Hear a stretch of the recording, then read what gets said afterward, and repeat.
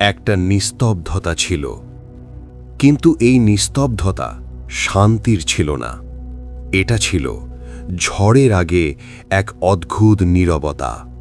পশ্চিমবঙ্গ, যেখানে প্রতিটি গলি, প্রতিটি মোড় নির্বাচনের আগেই যেন এক অদৃশ্য যুদ্ধক্ষেত্রে পরিণত হচ্ছিল। 2026 সালের শুরু থেকেই ইঙ্গিত মিলতে শুরু করেছিল।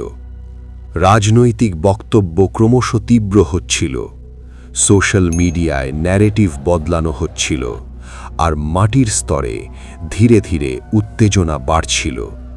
কিন্তু প্রশ্নটা হলো, এসব কি হঠাৎই ঘটেছিল, নাকি আগে থেকেই এর আভাস ছিল?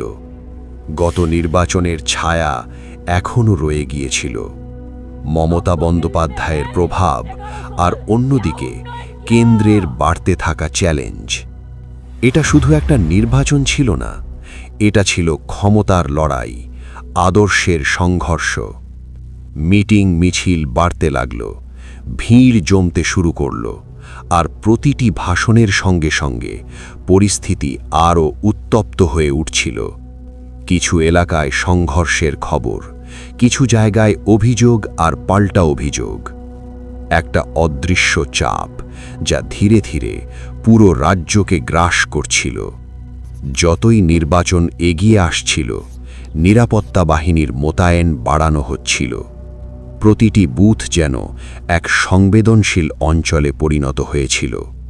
প্রতিটি ভোট যেন এক একটা শক্তি হয়ে উঠেছিল। আর এবার পণ ছিল শুধু ক্ষমতা নয়, পণ ছিল রাজ্যের ভবিষ্যৎ। সাধারণ মানুষ যারা শুধু শান্তি চেয়েছিল, তারা এই রাজনৈতিক কোলাহলের মধ্যে কোথাও হারিয়ে যাচ্ছিল। কারো কাছে এই নির্বাচন ছিল আশা, আবার কারো কাছে ভয়। কিন্তু একটা বিষয় স্পষ্ট ছিল, এই নির্বাচন সাধারণ ছিল না।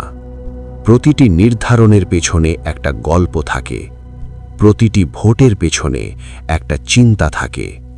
কিন্তু যখন পরিস্থিতি এতটাই উত্তপ্ত হয়ে ওঠে, তখন কি সিদ্ধান্তগুলো সত্যিই স্বাধীন থাকে, নাকি পরিস্থিতি তাদের প্রভাবিত করে? আর আজও সেই প্রশ্নই প্রতিধ্বনিত হচ্ছে। যদি শুরুতেই পরিস্থিতি সামাল দেওয়া যেত, তাহলে কি চিত্রটা অন্যরকম হতো, নাকি সব কিছু আগেই নির্ধারিত ছিল?